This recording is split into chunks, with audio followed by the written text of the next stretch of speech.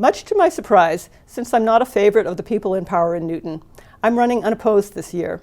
So I want to talk about why it's important to vote in races where you do have a choice.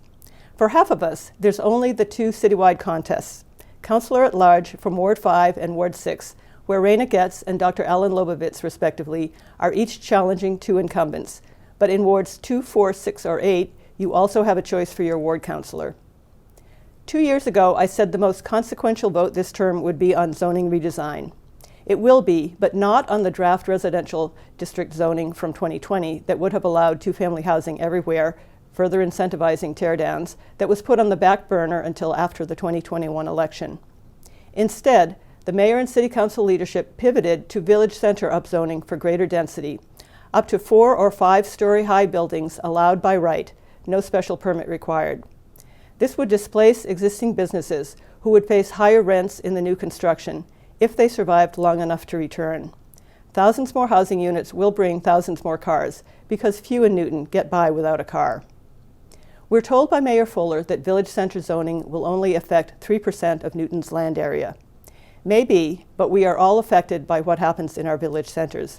If we prefer small local businesses to chain stores, if we want to visit different village centers and be able to park, and by the traffic getting through them.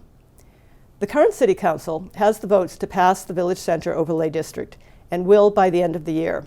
So why does this election matter? First, if voters are unhappy enough to collect enough signatures within 20 days of the City Council vote, there will be a referendum next year. If the referendum succeeds, it will be up to the next City Council to come up with a plan that satisfies the state's MBTA community's zoning requirement but does not exceed it without a plan for how to accommodate future population growth. One example, I've asked, if we can't meet our demand for playing field time without the mayor spending $2.2 million of ARPA funds to replace the multi-purpose field at Albemarle with artificial turf, what's the plan to satisfy demand with even just a 20 or 30% increase in population? No answer. I suspect it would be to replace even more grass fields with toxic plastic heat islands. Second, that 3% of land area is only step one. The next step will be rezoning the corridors, which include Washington Street, Route 9, and Needham Street.